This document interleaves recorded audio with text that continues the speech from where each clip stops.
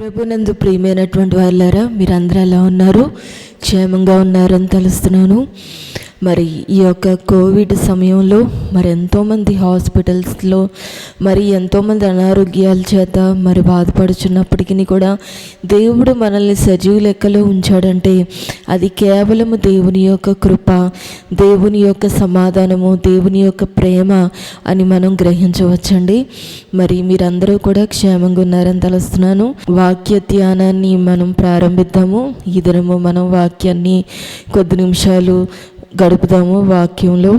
మరి వాక్యంలోనికి వెళ్ళకముందు చిన్న ప్రార్థన.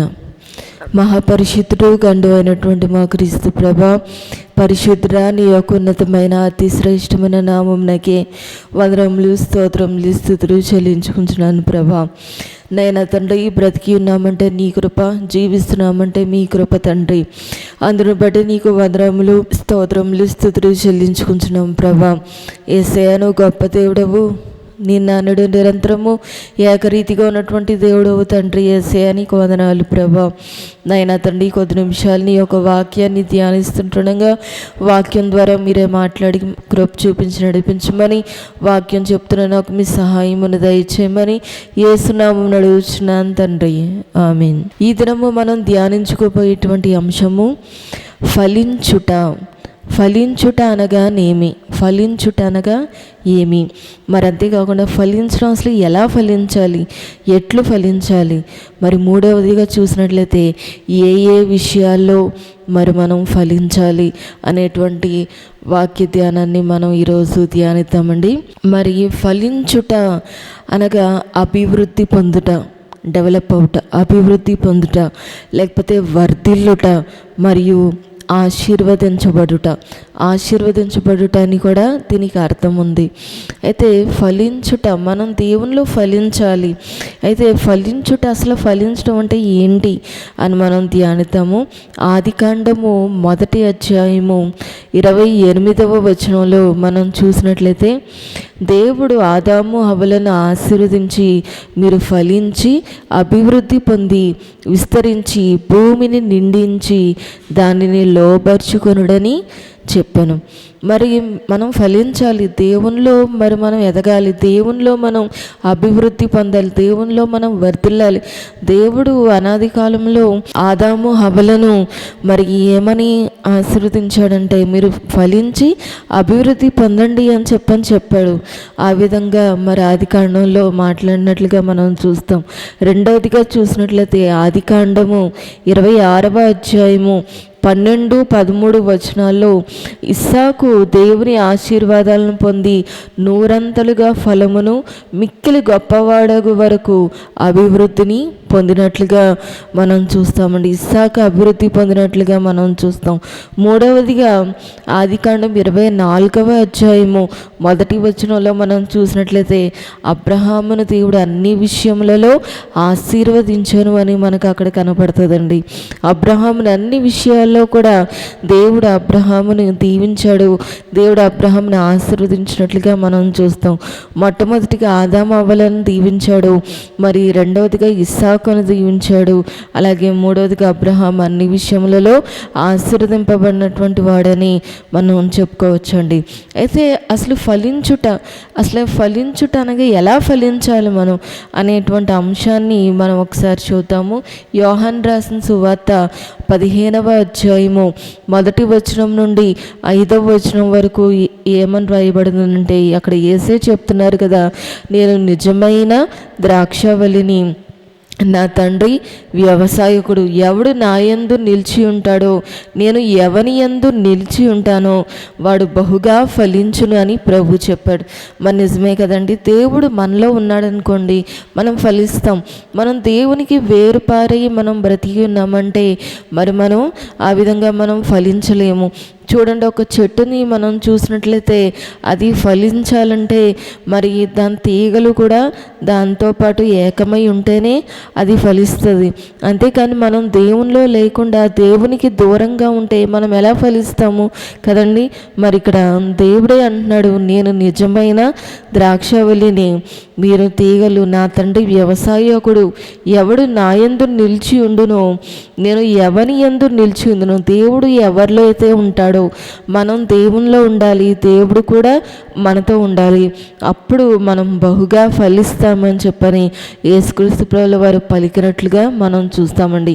మనము మన పాపముల కొరకు పశ్చాత్తాపడినట్లయితే, మనం చేస్తున్నటువంటి ప్రతి పాపం గురించి మనం దేవుని సన్నిధిలోకి వెళ్ళి మనం పశ్చాత్తాపడినట్లయితే, క్రీస్తుని మన హృదయంలో చేర్చుకొని ప్రార్థనలో ఆయనతో సహవాసము కలిగి మనం జీవించినట్లయితే, ఆయన చిత్తానుసారంగా మనం ఎప్పుడైతే బ్రతుకుతామో, ఆయన చిత్తానుసారంగా మనం ఎప్పుడైతే జీవిస్తామో అప్పుడు మనం తప్పకుండా ఫలిస్తామని దీన్ని బట్టి మనం చెప్పుకోవచ్చు.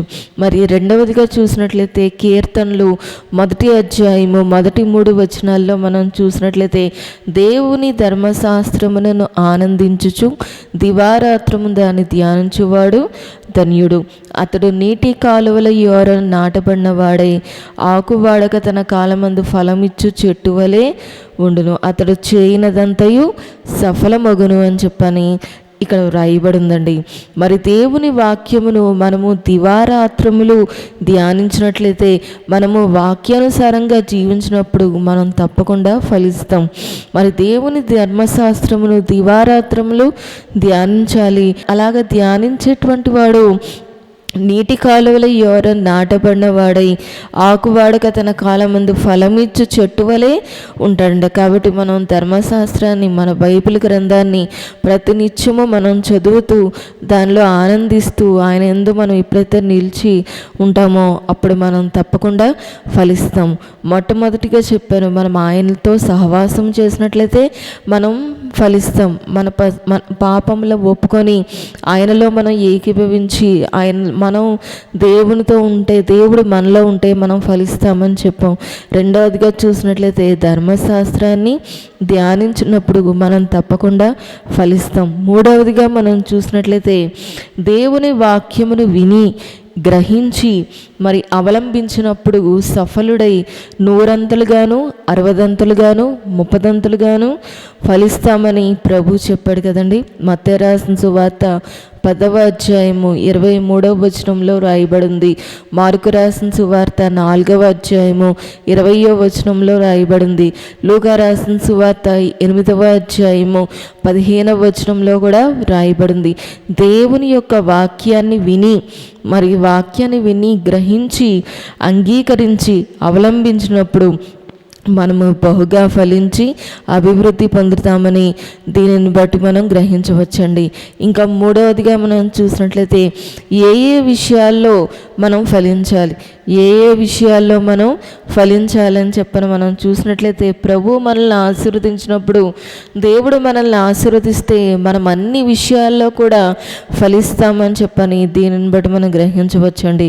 చూడండి, శరీర రీతిగా కూడా మనము ఫలించగలుగుతాం.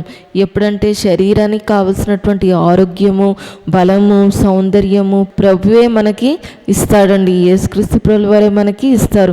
కాబట్టి మోషే, దానియేలు వంటి వారు కూడా మరి ప్రభు సన్నిధిలో గడిపినప్పుడు వారి ముఖములు వెలుగుతోటి లేకపోతే కళా సౌందర్యాన్ని కూడా కనిపించినట్లుగా మనం చూస్తాం. ఒకసారి వాక్యాన్ని మనం ధ్యానిద్దామా.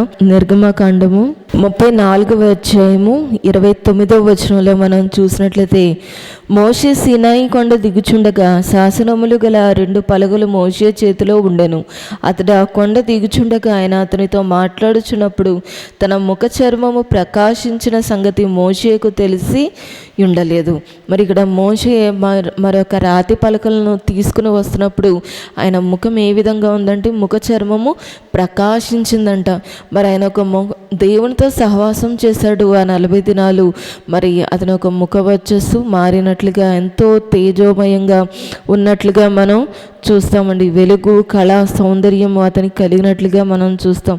అలాగే దానియేలు గ్రంథంలో కూడా మనం చూసినట్లయితే ఒకసారి చూద్దాం. దానియేలు 1వ అధ్యాయము 15వ వచనంలో మనం చూసినట్లయితే, 10 దినములైన పిమ్మట వారి ముఖములు రాజు భోజనము భుజించు బాలురందరి ముఖముల కంటే సౌందర్యముగాను కళగాను కనబడెను.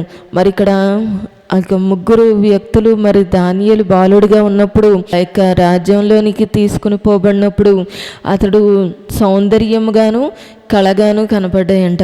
మరి దేవునితో ఎవరైతే సహవాసం చేస్తారో, దేవునికి ఎవరైతే ప్రార్థన చేస్తారో, దేవునికి ఎవరైతే విజ్ఞాపన చేస్తారో, పాపములను ఒప్పుకొని దేవునితో సహవాసం కలిగి అంటుకట్టపడి ఎవరైతే జీవిస్తారో, ఎవరైతే దేవునిలో అభివృద్ధి పొందుతూ ఉంటారో, ఎవరైతే దేవునిలో మరి ఫలించుతూ ఉంటారో, అలాంటి వారి ముఖములు మరి సౌందర్యంగాను అందముగాను ఉంటాయని, వెలుగుతో ప్రకాశిస్తారని దీనిని బట్టి మనం గ్రహించవచ్చు. ఏ విషయాల్లో ఫలించాలంటే శరీరంలో కూడా ఫలించాలి.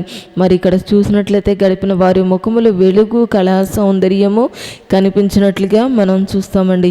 మరి రెండవదిగా మనం చూసినట్లయితే అది జ్ఞానములో కూడా మనం ఫలించాలి. బైబిల్ గ్రంథంలో మనం చూసినట్లయితే సొలొమోను అన్నటువంటి మహాజ్ఞాని దేవునిలో ఫలించినట్లుగా మనం చూస్తాం. అలాగే దానియేలు, యోసేపు, మరి ఇలాంటి చాలామంది భక్తులు మరి జ్ఞానములో కూడా వారు ఫలించినట్లుగా మనం చూస్తాం. దేవుడిచ్చేటువంటి జ్ఞానము బహు గొప్పదిగా ఉంటుందండి. మరి వారు ఉన్నటువంటి దేశాల్లో కూడా వాళ్ళు ఆశీర్వాదకరంగా మారినట్లుగా మనం చూస్తాం. ఆదికాండము 41వ అధ్యాయము 1వ వచనం నుంచి మనం చూసినట్లయితే, ఫరో ఒక కలకనెను. మరి ఫరో ఒక కలకంటాడు. మరి మనందరికి తెలిసినటువంటి విషయమే. మరి చూపునకు అందమైనవియు బలిసినవనైన 7 ఆవులు ఏట్లో నుండి పైకి వచ్చుచు జమ్ములో మేయుచుండెను. వాటి తరువాత చూపునకు వికారమే చిక్కిపోయిన మరి 7 ఆవులు ఏటిలో నుండి పైకి వచ్చును. ఏటి ఒడ్డున అది ఆవుల దగ్గర నిలిచి ఉండెను. అయితే అప్పుడు చూపునకు వికారమై చిక్కిపోయిన ఆవులు చూపునకు అందమై బలిసిన ఆవులను తినివేస్తుండెను. అంతలో ఫరో మేలుకొనెను. మరి ఇక్కడ కలకి భావం ఏంటని చెప్పని ఎవరైనా సరే మరి కలకి భావం చెప్పగలిగేటువంటి వారు ఎవరైనా ఉంటారా అంటే అది దేవుడిచ్చేటువంటి జ్ఞానం మాత్రమే. మరి ఇక్కడ ఈ బైబిల్ గ్రంథంలో మనం చూసినట్లయితే ఇక్కడ యోసేపు మరి ఎంతో చక్కగా ఆ యొక్క కళ భావాన్ని మరి చెప్పినట్లుగా మనం చూస్తామండి. దేవుడు ఇచ్చేటువంటి జ్ఞానంలో వారు అభివృద్ధి పొందినట్లుగా, వారు ఫలించినట్లుగా మనం చూస్తాం. ఆ కళ ఏంటంటే, ఫరోకు వచ్చినటువంటి కళ ఏంటంటే, మరి నీటిలో నుంచి 7 చిక్కిపోయినటువంటి ఆవులంట మరి బలిసినటువంటి ఆవుల్ని మింగేసినట్లుగా, తినేసినట్లుగా మరి చూస్తాం. దానికి ఆ యొక్క కళభావాన్ని ఇక్కడ ఈ వ్యక్తి ఎంతగానో మరి చక్కగా కళభావాన్ని చెప్తాడు. అది కరువు దినాలు వస్తున్నాయి అని చెప్పని ముందుగానే హెచ్చరిస్తాడు. ఆ దేశాన్ని మరి కరువు నుంచి రక్షించగలిగేటువంటి గొప్ప సామర్థ్యం మరి యోసేపుకు ఉందని గ్రహించినటువంటి ఫరో మరి ఒక ప్రధానమంత్రి పోస్ట్లో మరి అతన్ని ఉంచినట్లుగా మనం చూస్తామండి. కాబట్టి ప్రియమైనటువంటి దేవుని బిడ్డలారా, జ్ఞానములో కూడా మనం ఫలించాలి. మొట్టమొదటిగా చూసినట్లయితే శరీర రీతిగా మనం ఫలించాలి. రెండవదిగా చూసినట్లయితే జ్ఞానములో మనం ఫలించాలి. మరి అంతేకాకుండా 2వ దినవృత్తాంతాలు రాసిన గ్రంథంలో కూడా మరి మనం చూస్తాం కదా. 2వ దినవృత్తాంతాలు 1వ అధ్యాయము 7వ వచనంలో మనం చూసినట్లయితే, ఆ రాత్రి యందు దేవుడు సొలొమోనుకు ప్రత్యక్షమై, నేను నీకు ఏమి గోరుదువో అని అడుగుమని సెలవీయగా, సొలొమోను దేవునితో ఇలాగు మనవి చేసెను, నీవు నా తండ్రి అయిన దావీదు ఎడల బహుగా కృప చూపి అతని స్థానమందు నన్ను రాజుగా నియమించున్నావు గనుక, దేవా యెహోవా, నీవు నా తండ్రి అయిన దావీదునకు చేసిన వాగ్దానమును స్థిరపరచుము. నేల ధూళి అంత విస్తారమైన జనుల మీద నీవు నన్ను రాజుగా నియమించున్నావు. ఈ గొప్ప జనమునకు న్యాయము తీర్చి శక్తి గలవాడెవడు? నేను ఈ జనుల మధ్యన ఉండి కార్యములను చక్కపెట్టినట్లు తగిన జ్ఞానమును తెలివిని నాకు దయచేయుము. అందుకు దేవుడు సొలొమోనుతో ఇలాగూ సెలవిచ్చెను, నీవు ఈ ప్రకారం యోచించుకొని ఐశ్వర్యమునైనను సొమ్మునైనను ఘనతైనను నీ శత్రుల ప్రాణమునైనను దీర్ఘాయువునైనను అడుగక, నేను నిన్ను వారి మీద రాజుగా నియమించిన నా జనులకు న్యాయము తీర్చుటకు తగిన జ్ఞానమును తెలివిని అడిగి ఉన్నావు. కాబట్టి జ్ఞానమును తెలివియు నీకియ్యబడును. నీకున్న ముందు రాజులకైనను నీ తర్వాత వచ్చి రాజులకైనా కలుగని ఐశ్వర్యమును సొమ్మును ఘనతను నీకు ఇచ్చేదనని అతనితో చెప్పాను. ఇక్కడ సొలొమోను రాజు అయిన తర్వాత మరి దేవునితో ఒక మనవి చేసుకున్నాడు. ఆ యొక్క మనవి ఏంటంటే, ఈ యొక్క గొప్ప రాజ్యాన్ని నేను ఏ విధంగా న్యాయం తీర్చాలి, ఏ విధంగా నేను పరిపాలించాలి, ఏ విధంగా నేను ఈ ప్రజను చూడాలి, ప్రభా నాకేమొద్దు కానీ నీ యొక్క జ్ఞానాన్ని నాకు దయచేయి ప్రభా అని చెప్పని దేవునితో ప్రార్థన చేసినట్లుగా మనం చూస్తాం. ఆ ప్రార్థన వినినటువంటి మరి దేవుడు అతనికి జ్ఞానముతో పాటు సకల ఐశ్వర్యములు సంపదలు కూడా అతనికి అనుగ్రహించినట్లుగా మనం చూస్తామండి. ప్రియమైనటువంటి దేవుని బిడ్డలారా, మరి ఒక్కసారి మనం జ్ఞాపకం చేసుకుందాం. మరి ఇక్కడ మనం చూసినట్లయితే మరి ఎంతగానో మరి సొలొమోను జ్ఞానాన్ని అడిగినట్లుగా మరి అతడు జ్ఞానవంతమైనటువంటి రాజుగా ఆ యొక్క దేశాన్ని పరిపాలించినట్లుగా మరి మనం చూస్తాం. కాబట్టి జ్ఞానములో మన జీవితాలకు అవసరమైనటువంటి జ్ఞానాన్ని, ఈ లోకానికి దేవుని మహిమను చూపించే జ్ఞానము ప్రభువునందు ఫలించేటువంటి వారు తప్పకుండా పొందుకుంటారని చెప్పని దీన్ని బట్టి మనం గ్రహించవచ్చండి. ఇంకా మూడవదిగా మనం చూసినట్లయితే ఆర్థిక విషయాలలో ఫలించాలి. మరి ఏ విధంగా ఫలించాలంటండి, ఏ విషయాల్లో ఫలించాలి? మొట్టమొదటిగా చెప్పాను, శరీర రీతిగా ఫలించాలి, జ్ఞానంలో ఫలించాలి, మూడవదిగా ఆర్థిక విషయాల్లో కూడా ఫలించాలి. మరి కరువులో కొరతలో కూడా మరి సమృద్ధి కలిగి ఉంటామని చెప్పని దేవుని ఒక వాక్య భాగం సెలవిస్తుంది. ఆదికాండము 13వ అధ్యాయము 2వ వచనంలో మనం చూసినట్లయితే, అబ్రాము వెండి బంగారు పశువులు కలిగి బహుధనవంతుడై ఉండెను. మరి ఇక్కడ మనం చూసినట్లయితే అబ్రహాముని దేవుడు మొదటిగా అతని పేరు అబ్రామ్ కదండి. అయితే మరి అతడు ఆ యొక్క దేశం నుంచి నేను చూపించు వాగ్దాన దేశమునకు నేను మిమ్మల్ని తోడుకుని పోతానని చెప్పని దేవుడు అబ్రాహాముతో చెప్పినప్పుడు మరి దేవుని మాట నమ్మి అతడు ప్రయాణం చేసినట్లుగా మనం చూస్తాం. తనకు ఉన్నటువంటి ఫెసిలిటీస్ అన్నిటినీ విడిచిపెట్టి, తనకు ఉన్నటువంటి అన్నిటినీ కూడా విడిచిపెట్టి దేవుడు చూపించేటువంటి వాగ్దాన దేశమునకు అతడు ప్రయాణం అవుతున్నట్లుగా మనం చూస్తాం. అయితే ఇక్కడ అబ్రాహాముని దేవుడు అన్ని విషయాల్లో కూడా ఆశీర్వదించాడు. బహుధనవంతుడు అబ్రాహాముని మనం చూసినట్లయితే మరి బహుధనవంతుడు, అతనికి ఎంతగానో దేవుడు ఆశీర్వదించినట్లుగా మనం చూస్తాం. అంతేకాక అతడు దేవుని మాట నమ్మి దేవునిలో ఫలించాడు కాబట్టి, దేవునితో సహవాసం చేశాడు కాబట్టి, దేవుని మిత్రుడిగా పేరు పొందినటువంటి వాడు కాబట్టి దేవుడు అతన్ని ఆర్థికంగా కూడా అతన్ని ఆశీర్వదించినట్లుగా మనం చూస్తాం. రెండవదిగా చూసినట్లయితే యోబు గారిని కూడా ఊజు దేశమందు అతనంటి గొప్పవాడు ఎవ్వరు కూడా లేరంటండి. మరి అంతగా మరి దేవుడు యోబును కూడా సకల విధములైనటువంటి ఆస్తి సంపదలతోటి దేవుడు అతన్ని ఆశీర్వదించినట్లుగా మనం చూస్తామండి. కాబట్టి ఇక్కడ మనం చూసినట్లయితే దేవుని యందు ఫలించేటువంటి వారు ఆర్థిక విషయాల్లో కూడా ఫలిస్తారు అని చెప్పని దీనిని బట్టి మనం గ్రహించవచ్చు. ఇంకా నాలుగవదిగా మనం చూసినట్లయితే కుటుంబంలో ఆశీర్వదించాలి. మరి కుటుంబంలో ఫలించాలని చెప్పని దేవుని ఒక వాక్య భాగం సెలవిస్తుంది. మనం ప్రభుతో ఎప్పుడైతే సహవాసం కలిగి ఉంటామో మన కుటుంబములు కూడా వెంటనే ఆశీర్వాదకరంగా మారతాయని దీన్ని బట్టి మనం భార్య బిడ్డలతో వర్ధిల్లుతారు. మరి అంతేకాకుండా కీర్తనలు 128వ అధ్యాయము మొదటి 6 వచనాల్లో మనం చూసినట్లయితే కీర్తనలు 128 మొదటి 6 వచనాల్లో, యెహోవా యందు భయభక్తులు కలిగి ఆయన త్రోవల యందు నడుచువారందరూ ధన్యులు. నిశ్చయముగా నీవు నీ చేతుల కష్టార్జితమును అనుభవించదువు. నీవు ధన్యుడవు, నీకు మేలు కలుగును. నీ లోగిట నీ భార్య ఫలించు ద్రాక్ష వలె నుండును. నీ భోజనపు బల్ల చుట్టూ నీ పిల్లలు ఒలీవ మొక్కల వలె నుందురు. యెహోవా యందు భయభక్తులు గలవాడు ఇలాగూ ఆశీర్వదించబడును. సియోన్లో నుండి యెహోవా నిన్ను ఆశీర్వదించును. నీ జీవితకాలం అంతయు యెరూషలేమునకు క్షేమము కలుగుట చూచెదవు. నీ పిల్లల పిల్లలను నీవు చూచెదవు. ఇశ్రాయేలు మీద సమాధానముడును గాక.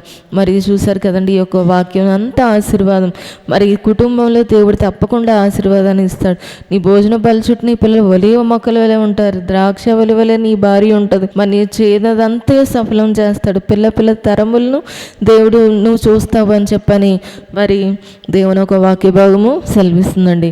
కాబట్టి తల్లిదండ్రులకు ఆశీర్వాదకరంగాను ఇంటి వారందరికీ కూడా దీవెనకరంగాను మనము ఉంటాం. ఎప్పుడంటే యేసేపు ఫలించడి కొమ్మ. మరి యేసేపు అనే పేరుకు అర్థం ఏంటంటే ఫలించేటువంటి కొమ్మ. మరి యేసేపు పోతీఫరు గృహంలో ప్రవేశించినప్పుడు మరి దేవుడు తనతో పాటు ఆ కుటుంబాన్ని కూడా దేవుడు ఆశీర్వదించినట్లుగా మనం ఆర్థిక విషయాల్లో, కుటుంబంలో, సమస్త విషయంలో కూడా మరి యేసేపుని ఆశీర్వదించినటువంటి దేవుడు ఆ పోతీఫరు గృహాన్ని కూడా ఆశీర్వదించినట్లుగా మనం చూస్తాం కదండి. తన ఇంటి వారికి, ఆ ఫరో కుటుంబానికే కాకుండా ఆ దేశానికి కూడా ఆశీర్వాదకరంగా మారాడు. ఎవరండి? యోసేపు. కాబట్టి ప్రియమైనటువంటి దేవుని బిడ్డలారా, మరి ఎంతగానో మరి యేసేపును దేవుడు దీవించాడు, ఆశీర్వదించాడు, తన కుటుంబంలో ఆశీర్వదించాడు, దేశంలో దేవుడు ఆశీర్వదించినట్లుగా మనం చూస్తాం. ఇంకా చివరిగా మనం చూసినట్లయితే అన్ని విషయాల్లో కూడా మనము ఫలించాలండి. మరి కీర్తనకారుడు అంటాడు కదా 23వ కీర్తనలో, యెహోవా నా కాపరి, నాకు లేమి కలుగదు అని చెప్పని అంటాడు. అన్న దావీదు వలె దేవుని యందు అన్ని విషయాల్లో కూడా మనము ఫలించాలి. మన ఆధ్యాత్మికంగా, మానసికంగా, శారీరకంగా, ఆర్థికంగా, సాంఘికంగా వర్ధిల్లి ఆశీర్వదింపబడినటువంటి వారమై మనము ఉండాలండి. ద్వితీయోపదేశ కాండము ఒకసారి చదువుదాము. ద్వితీయోపదేశ కాండము 28వ అధ్యాయము 1 నుంచి 12 వచనాల్లో మనం చూసినట్లయితే, నీవు నీ దేవుడైన యెహోవా మాట శ్రద్ధగా విని నేడు నేను నీకు ఆజ్ఞాపించిన ఆజ్ఞలన్నిటిని అనుసరించి నడుచుకుని నడలా నీ దేవుడైన యెహోవా భూమి మీద ఉన్న సమస్త జనముల కంటే నిన్ను హెచ్చించును. మరి దేవుని యొక్క మాటను వినే ఎడల, దేవుని యందు భయభక్తులు కలిగి ఉన్నాడలా, దేవుని యొక్క ఆజ్ఞలను గైకొని ఎడల అన్ని విషయంలో కూడా దేవుడు నిన్ను ఆశీర్వదిస్తాడని ఈ యొక్క ద్వితీయోపదేశ కాండము 28వ అధ్యాయంలో మనం చూస్తాం.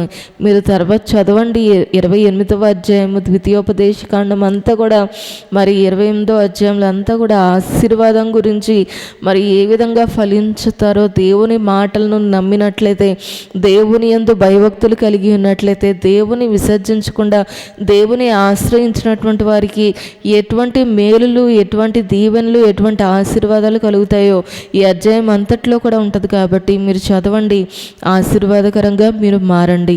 మరి అంతేకాకుండా మరి మనం చూసినట్లయితే చివరిగా యోహాను రాసిన 3వ పత్రిక 2వ వచనంలో మనం చూసినట్లయితే, ప్రియుడా నీ ఆత్మ వర్ధిల్లుచున్న ప్రకారము నీవన్నీ విషయంలోనూ వర్ధిల్లుచు సౌఖ్యంగా ఉండవలనని ప్రార్థించున్నాను. ఇక్కడ యోహాన్ గారు అంటున్నారు కదా, ప్రియుడా నీ ఆత్మ వర్ధిల్లుచున్న ప్రకారము నీవు అన్ని విషయంలోనూ వర్ధిల్లుచు సౌఖ్యముగా ఉండవలనని ప్రార్థిస్తున్నాను అని చెప్పని యోహాను భక్తుడు ఇక్కడ చెప్తున్నట్లుగా మనం చూస్తాం. కాబట్టి ప్రేమైనటువంటి దేవుని బిడ్డలారా, మరి మనం చూసినట్లయితే అసలు ఫలించుట అనగా ఏమి? ఫలించుట, దేవునిలో ఫలించండి, దేవునిలో ఫలించండి అని అంటూ ఉంటారు. అయితే అసలు ఫలించడం అంటే ఏంటి అని అంటే కనుక, మరి మనం ఆశీర్వదించబడాలి, మనం వర్ధిల్లాలి, అంతేకాకుండా మనము అభివృద్ధి పొందుట, వీటినే ఫలించడం అని చెప్పని అంటారండి. మరి ఫలించుట ఎట్లు, ఏ విధంగా ఫలించాలంటే కనుక దేవునితో సహవాసం చేయాలి, దేవునిలో నిలిచి ఉండాలి, దేవుని యందు భయభక్తులు కలిగి ఉన్నట్లయితే మనం దేవునిలో ఫలిస్తాము. మరి అంతేకాకుండా దేవుని వాక్యాన్ని వినుట ద్వారా, దేవుని వాక్యాన్ని అనుసరించటం ద్వారా, దేవుని వాక్యాన్ని గైకొనుట వలన మనము ఫలిస్తాము. అంతేకాకుండా ఏ విషయాల్లో మనం ఫలించాలంటే శరీరంలో ఫలించాలి, జ్ఞానంలో ఫలించాలి, కుటుంబంలో ఫలించాలి, ఆర్థిక విషయాల్లో ఫలించాలి, జ్ఞానంలో ఫలించాలి, అన్ని విషయాల్లో కూడా మరి మనము ఫలించాలని దేవుని ఒక వాక్య భాగం సెలవిస్తుంది. కాబట్టి మరి మనం అటువంటి ఫలించేటువంటి కొమ్మ వలె, మరి ఫలించేటువంటి మరి దేవునితో సహవాసము కలిగి మరి అన్ని విషయాల్లోనూ కూడా మనం ఫలించాలి. కాబట్టి ఆ విధంగా దేవుడు మనకి సహాయము చేయనుగాక. ఆమేన్.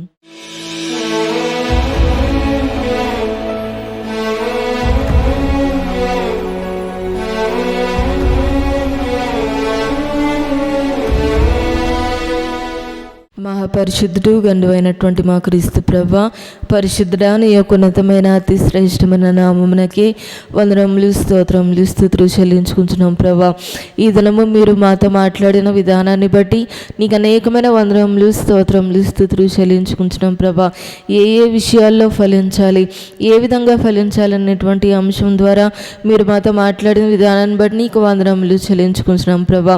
వాక్యాన్ని విన్న ప్రతి ఒక్క హృదయాన్ని మీరు తెరవమని అడుగుతున్నాను ప్రభా. నేను అతని వాక్యానుసారంగా వారు ఫలించి అభివృద్ధి పొంది ప్రభా, నీ యందు భయభక్తులు కలిగి నీతో సహవాసం చేసి నీతో కృతజ్ఞతాస్తుతులు కలిగి వారి అభివృద్ధి పొంది ప్రభా, నేను తను ఫలించేటువంటి ప్రభా గొప్ప అనుభవాన్ని వారికి దయచేయమని ప్రార్థిస్తున్నాను. నన్ను కూడా మీరు జ్ఞాపకం చేసుకున్నామని యేసుక్రీస్తు నామములో అతి మిక్కిలి వినయంతో బ్రతిమలాడి వేడుకోరి ప్రార్థిస్తున్నాను మా ప్రియ పరలోకపు తండ్రి, ఆమేన్. దేవుడు మిమ్మల్ని దీవించును గాక. ఆమేన్. స్తుతి పాడెదా నా యేసునాదా, నాకై నీవు చేసిన మేలకై కోటి కోటి కృతజ్ఞతలు. కృతజ్ఞతతో స్తుతి పాడెదా నా యేసునాదా, నాకై నీవు చేసిన మేలకై కోటి కోటి కృతజ్ఞతలు.